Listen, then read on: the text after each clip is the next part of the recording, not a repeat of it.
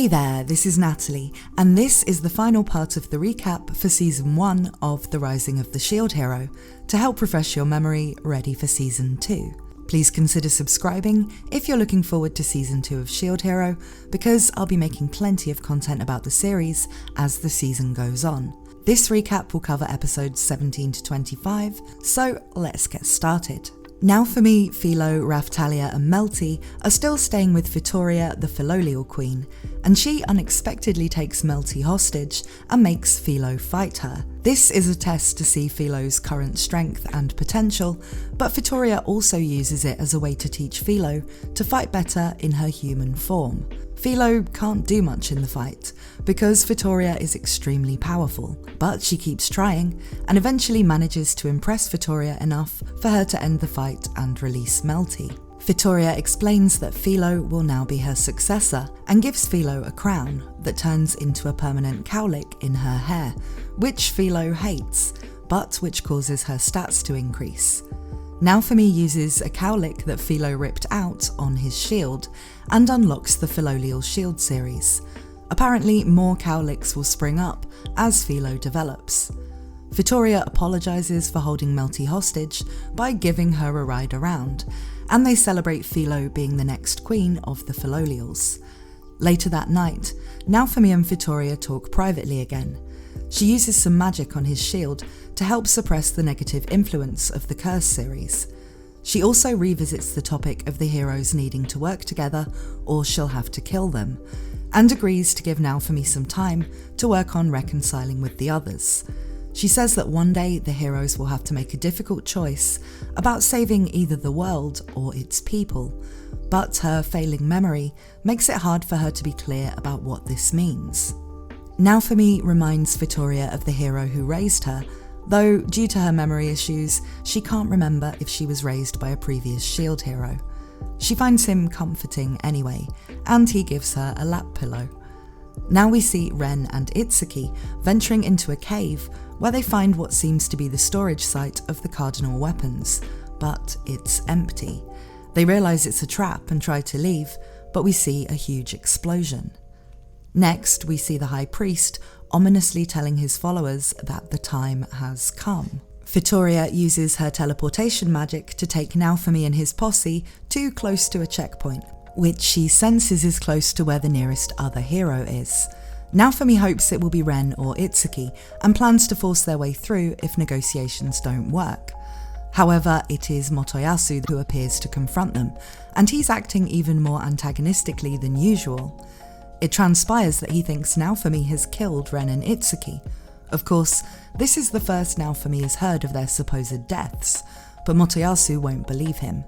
Mine is there too, naturally, and a fight ensues between the two parties, though after both teams firing off magic and skills, Naofumi defeats Motoyasu and starts trying to get through to him about how he needs to work harder on getting stronger. But Raphtalia suddenly notices that all of the guards previously surrounding them have gone. Philo senses something coming and immediately urges Naofumi to protect everyone with as many shield skills as possible, and then a huge beam of light comes down from the sky, creating a massive crater. Thanks to the shield skills, everyone, including Motoyasu and his party, are unharmed. Mine recognises the attack as a form of ceremonial magic called Judgment, which she believes is the High Priest's most powerful attack. And then we see that the High Priest is standing above the crater, and he begins to preach about the sins of the Shield Devil, as well as saying the other heroes need to be purified in God's name. Mine berates him for his treachery. It seems like she thought he was on her side, but he says he has reasons for wanting to replace the monarchy with a new system. He also reveals that it was him who killed Ren and Itsuki, meaning Motoyasu can finally accept that it wasn't Naofumi. The High Priest begins to wield a sword that resembles Ren's legendary weapon, and Melty recognises it with horror. It is a replica of the legendary weapons that can use the abilities of all of them, but it has a high mana cost. The High Priest is using mana from his followers who are with him. His first attack is shielded by Naofumi, but it was a struggle, and the High Priest then surrounds them with a barrier and turns his replica weapon into its spear form. Motoyasu tries to attack on his own, but it does nothing because of the barrier, and he realises he'll have to team up with Naofumi's party to do anything here. However, even with both parties working as a team, things are looking difficult, when suddenly the barrier is broken by attacks from Itsuki and Ren. They're still alive, and they've come to join the battle. Ren explains that they were led to a fake shrine as a trap, and they were investigating what the church was up to, but that the Queen's shadows intervened and saved them. Ren and Itsuki keep attacking, and Itsuki says that the Queen's forces are also on their way, and that the followers helping the High Priest should surrender. The High Priest has no intention of giving up though. Naofumi refuses to join with the other heroes in this fight, due to Mine's involvement with the conspiracy, and the fact that Motoyasu had unquestioningly believed her, along with his various other grudges against the other heroes. He reasons that his party can survive the battle without the others. The High Priest mocks the heroes for fighting amongst themselves, and prepares a powerful attack called Brianak to finish them off. Naofumi blocks it, and now reluctantly agrees to work with the others, despite making it clear he hasn't really forgiven them. But the High Priest has another trick up his sleeve, and using even more power from his followers, he casts a spell called Cathedral that imprisons all of the heroes and their parties in a magical cathedral that also can use illusions to make it hard for them to tell where he is and where his attacks are coming from. We also see when Naofumi tries to use a counterattack from his Wrath Shield by getting Motoyasu to attack him, that because the cathedral uses holy type magic, Naofumi's curse skills are ineffective. A bishop warns the High Priest that his followers may die if he keeps consuming so much of their mana, but he doesn't care, saying that it's a great honour to be a martyr to the holy cause. Naofumi tries to use the Wrath Shield again, but his current anger at the other heroes, and the fact that the zombie dragon core becomes more enraged when Ren is nearby, combine to cause him to almost lose himself, to his rage and desire to burn everything. Raphtalia, Philo and Melty help him to overcome the shield's influence. Once he's back to his senses, he requests the help of the other heroes, to their surprise, and they carry on their fight. Things seem pretty desperate, but the Queen finally arrives and uses her ice magic to imprison the High Priest and nullify some of the effects of the cathedral spell. Now, Naofumi once again uses the Wrath Shield and uses a new skill called Blood Sacrifice. He starts to bleed profusely, but the skill is powerful. A pair of skeletal jaws emerge from the ground underneath the High Priest and devour him. The fight seemingly over, the cathedral breaks fully, and Naofumi is passed out on the ground. The Queen promises to heal him and introduces herself properly to the heroes, as well as demanding the surrender of the church's followers. Later, we see Naofumi wake up from a strange dream to find himself in the castle infirmary with Melty, Philo and Raphtalia on his bed with him. He's suffering from a curse effect from using blood sacrifice, and although the Queen's healing magic saved him, it will take time for the effects on his stats to wear off. The Queen now properly introduces herself and explains what's been going on. The King had acted without her knowledge to summon all 4 heroes to Melromark, when other countries would normally have been able to also attempt to summon a hero. This caused a diplomatic emergency that the Queen has been travelling around trying to resolve. At the same time, the Church of the 3 Heroes took advantage of the fact that the King hates the Shield Hero, as a result of his involvement in a past war against a country that worships the Shield Hero, leading to the High Priest's conspiracy. Now knowing that there are other nations that worship the Shield Hero, Naofumi says he will leave Melromark and keep fighting waves around the world, because his only real goal is to end all of this so that he can go home. The Queen offers him a large amount of gold and an end to his humiliation in order to stay and fight for Melromark, as she says the country has no choice but to rely on him. However, he remains unconvinced. Later, she talks to him again. She asks him to come and witness the King and Mine's trial the next day, and to have his name cleared. She says that this is the right thing to do, even if Naofumi doesn't want to stay in the country, but he notices her hand is shaking despite her strong words. Naofumi is also troubled by the idea of them being executed, as he has a nightmare about it. The trial arrives, and the Queen uses a slave crest on Mine to make her unable to lie without suffering a lot of pain. Mine, however, can't seem to stop herself from trying to lie, and Motoyasu stupidly still believes her, until the Queen encourages him to form a slave contract with her and ask him herself. The public are gathered outside the castle, watching the trial via remote viewing magic. The Queen doesn't form a slave pact with the king, but uses ice magic on him instead. As a little bit of trivia, this is explained here as being because the slave pact is only necessary for Mine because she's a compulsive liar, but there is actually a reason why the king can't be put under a slave contract that will be revealed later in the story. Even the king is shocked that Mine had tried to kill her sister. Despite the king ranting about Naofumi being a devil and everything he did being for the country, the final verdict is that they're both guilty of treason, conspiracy and attempted murder, and are to be stripped of their titles and executed. The next day, the scene of the execution is just like Naofumi's nightmare, and he sees Mine beg for her life, first imploring Motoyasu to help her, though he just looks away, before begging Naofumi himself. He also sees that the Queen is reluctant to actually execute her husband and daughter, and he decides that their deaths here wouldn't satisfy his need for revenge. The crowd, however, is after their blood, so he makes a show of saying that death is too good for them, and instead proposes that their names be changed officially to Trash and Bitch, with Melty's adventurer name, Mine, being changed to Whore or Slut, depending on the translation. The audience is happy with the idea of this humiliation, and the Queen too is relieved. She announces that the official religion of Melromark will now be the Church of the Four Heroes, and the Three Heroes Church is abolished. Later, the Queen says she wants to hold a feast to reward the heroes, but Naofumi isn't interested. He says that he will fight the waves in all of the countries as a hero. They leave the capital at sunset, and Melty promises she will make Melromark a better country for demi-humans in the future. When they're out of earshot, the Queen reveals to Melty that she would have offered her own life in exchange for Bitch and Trash if Naofumi hadn't intervened. Naofumi and his party are given a hero's farewell from the people and knights as they leave the castle grounds.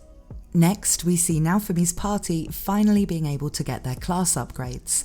However, while the ritual is performed successfully and Philo and Raphtalia get big stat upgrades, they both report that they weren't able to choose the upgrades they wanted. The cowlick on Philo's head, given to her by Fitoria, seems to have affected the process and changed their upgrades. As Naofumi explains this to the Queen afterwards, she gets excited at the mention of Fitoria. She seems to love filolials, just like her daughter Melty. The Queen tells Naofumi she'll be throwing a party that the heroes need to attend, because there's something important that they all need to talk about. The heroes and the Queen talk in a private room while their parties all attend a banquet together, and a fight breaks out between them. At the same time, Melty catches Bitch in the kitchen trying to poison Naofumi's food. The heroes are told that they should go to a group of islands called Kalmira, where there is an activation event. That means they'll be able to gain more XP and level up quickly. The Queen has arranged for everything for them and for their parties to help them become stronger before the next wave. She also wants them to share information about how to get stronger. The heroes each begin talking about different power-up methods, but because they all use different ones, each thinks the others are lying.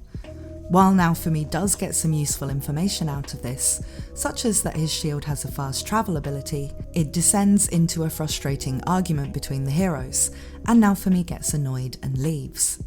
Later, he's thinking about this meeting and attempts to use one of the unfamiliar ways of powering up his weapon that the others had talked about. To his surprise, his shield unlocks the ability to copy other shields. It seems that the heroes were not lying, but the power-up methods they each relied on unlock and work if Naofumi trusts that they will. The next day he goes to the weapons shop before leaving for the ship to Kalmira and copies all of the shields that are for sale there. Then, on the way to the ship, they stop at Raphtalia's old village, where Van Ryknot is trying to rebuild things with Keel and the other rescued demi-humans. Naofumi wonders what he can do to help. They briefly run into a red-haired man called Lark Berg and a green-haired woman called Therese Alexandrite, who they will encounter again very shortly. Once they make it to the ship, it seems the other heroes got there earlier and took up all of the cabins that had been reserved for them by the Queen, so Naofumi's party end up sharing a cabin with Lark and Therese, who are also going to Kalmyra to level up. Lark doesn't believe Naofumi that he is the shield hero, insisting that he must just be using that as an adventurer name and saying that it's a bad choice because the shield hero is known to be a bad person. He doesn't seem to have heard that Naofumi's name has been cleared. We also see that Therese speaks a different language to Naofumi's party, and so she uses a magic device to translate her speech. Naofumi tries to talk to the other heroes, who are all seasick, though he himself is not affected. They say this must be because of his cheat abilities. Philo keeps diving into the water and killing sea-dwelling monsters. Later, Therese asks Naofumi to make her an accessory, since he's skilled at that, and she offers him some impressive-looking materials to use for it. When the ship arrives, the seasick heroes are taken off to the inn to recover, while the governor of the island greets Naofumi personally. It seems the Kalmyra Islands are popular with tourists because there were legends about past heroes training there, but because they're currently even more busy due to the activation event, they've imposed some rules around things like not stealing other people's kills. They find a totem pole type statue that has a message left by a past hero that Naofumi is able to read. Unlocking it gives Philo a stat boost. They run into Lark and Therese again and discuss teaming up with them to level up later in their trip. The party goes off to grind XP and start by fighting some low-level monsters. They still give good XP due to the activation event, but after a while it stops paying off, so they go to another island and fight a stronger beast, which is a kind of winged bull type thing, and which gives a good amount of XP. Naofumi notices that Philo and Raphtalia's weapons are getting worn out, and crafts some new ones using the shield and the remains of the monster. He is feeling tired because he still has negative effects from the blood sacrifice curse. As they're discussing this, Lark and Therese show up, and it seems they've been looking for them as they hadn't returned to the boat. They suggest everyone goes to have a drink and unwind. Naofumi can't get drunk, and so while Raphtalia gets drunk and arm wrestles, Motoyasu acts like his usual self, and Philo sings and dances for everyone in the tavern, he casually munches on some fruit. It turns out that these fruit, called rucolo, are extremely potent alcoholic fruit, and usually a single fruit is diluted in a whole barrel of water to make something similar to wine. Most people would pass out or die from eating one, but Naofumi is fine and actually quite likes them. The next day, Naofumi gives Therese the accessory that he's made for her, and she's overjoyed about it, paying him a lot for it and still thinking it's not enough.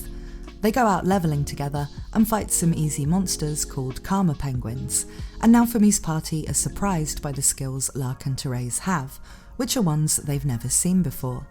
Lark uses a scythe that seems to work similarly to a legendary hero weapon, and Therese uses an unusual form of magic that uses jewels. When they fight the Karma Penguin boss, Therese unleashes an offensive spell that not only selectively avoids harming people on her side, but also seems to heal the remaining blood sacrifice curse effects from Naofumi.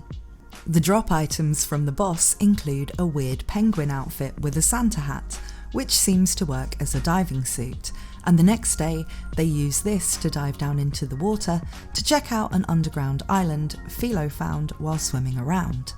As they investigate a building they find down there, they're disturbed to find that it contains a dragon hourglass, and that it's almost empty, meaning a wave is about to occur in the area. The shield tells them that there are 48 hours remaining until the wave.